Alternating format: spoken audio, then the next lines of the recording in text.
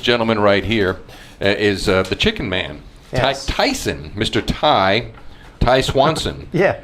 Wow, you're a whole lot of food. You're Swanson's. Yes. Okay. Yes, I am. Okay, I just added one and one and got two. But anyway, great. This is episode 2, and you got to go back and watch episode 1. As so, no sooner we get off the air, and he goes, "Oh, that was fun. That was my second interview on the radio." I'm like, "Oh yeah, what was your first?" Then he starts to tell this story. I was like, "Hold on, wait a second." So I don't know if this guy is Forrest Gump reincarnated, but tell us about your first interview on the radio. Yeah. My first interview was on a radio station, 106.7 The End in New Orleans. It was a alternative rock station, part of the Clear Channel network of stations. Right. Anyway, and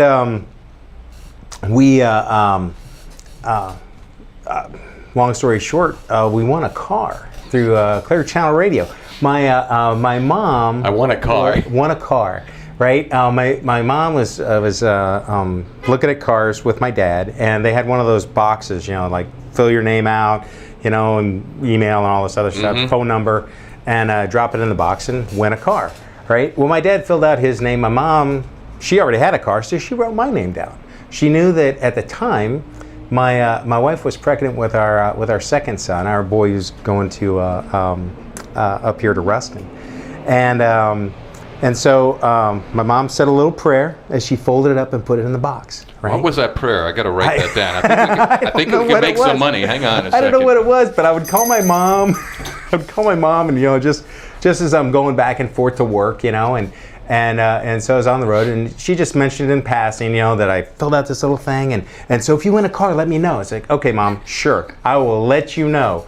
So I'm off at work, and at this time I'm working in the Gulf of Mexico. So I'm on an oil platform, staying offshore, and I call my family every night, and I call up, and at the time my older son, he's probably about 4 at the time.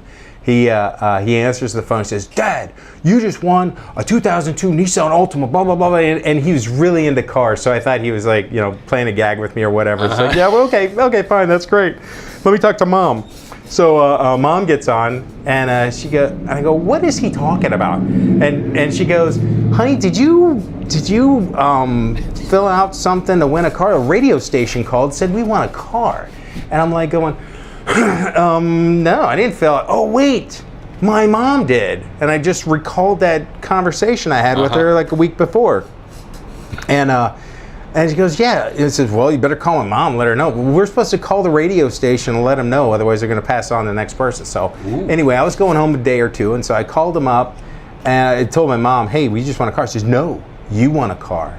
I said, "That is meant to be." It's like, okay, it's meant to be.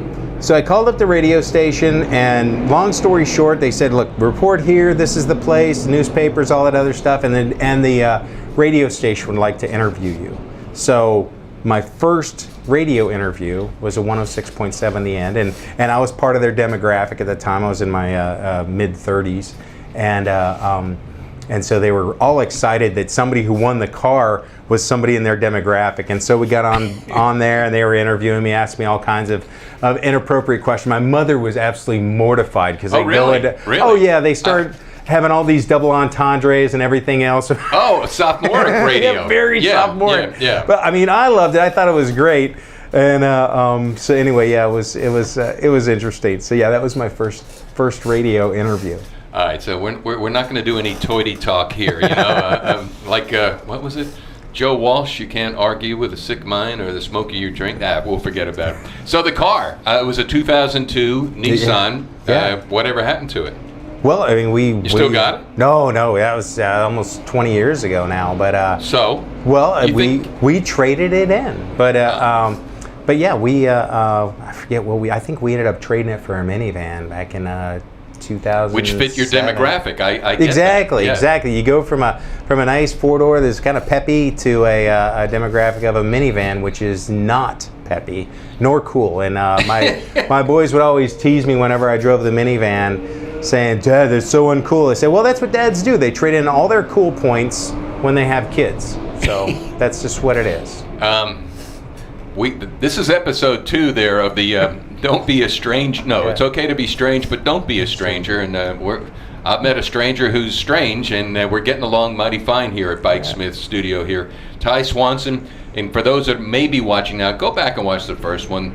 He's working for Pafford EMS, 7 on, flying to emergency. So a good night for you is when nothing happens, right? Yes, like last night. Last night was fantastic. It's got, a whole lot of nothing going on. It was nice and quiet. Right. Didn't have to turn down any flights. Didn't have to accept any flights. So that's good. We usually turn down flights. If it's foggy, weather's bad, and we have to turn down flights. That's one of those things. But last night was a beautiful night, and Sure it was enough. a nice quiet night. So yeah, man, this is awesome.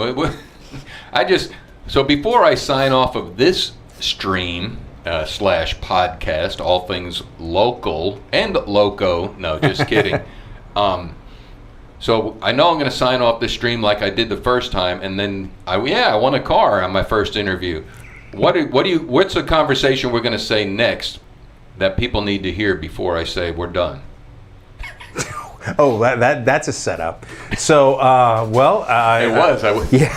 Your face was awesome. Yeah. So, I'll be coming back. Hopefully, Okay. everything goes well with the drive there and drive back, and so I'll be back up here in a couple of weeks or something like that. So wait, you said you're going to Magnolia, Arkansas tonight. When are you going back? No, Monticello. Okay. Monticello, Arkansas. I got my M&Ms wrong. Yeah. So anyway, beautiful place, home of the boll weevils of Southern Arkansas University. You see what's in my ear, right? Yeah, Okay. boll weevil, exactly. You know that the only monument to an insect is in Enterprise, Alabama, and it is to the boll weevil. It's a little bit of trivia there for you. That'll push out all the important stuff. Yeah, I'm going to say the boll weevil monument, Enterprise, Alabama. Google it. It's fascinating. we got coffee going now. I would say, what just about coffee. the scarab? Ooh, okay. And where's the scarab monument? Well, I don't know if there's a monument, but I'm going to think that there's probably scarab monuments in Cairo.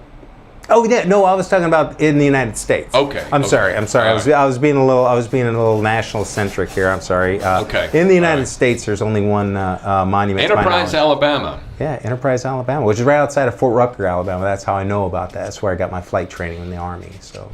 If anybody knows there's another monument to you would think Louisiana would have one. You would think. I mean, a mosquito. I mean, with all the wonderful insects that we have here in Louisiana, you'd think that they'd have a monument to at least one of them. I'll go out on a limb that a Louisiana mosquito can bite any monument in the nation. Yes. And live to tell about Yes. it. All right, man. Yes, indeed.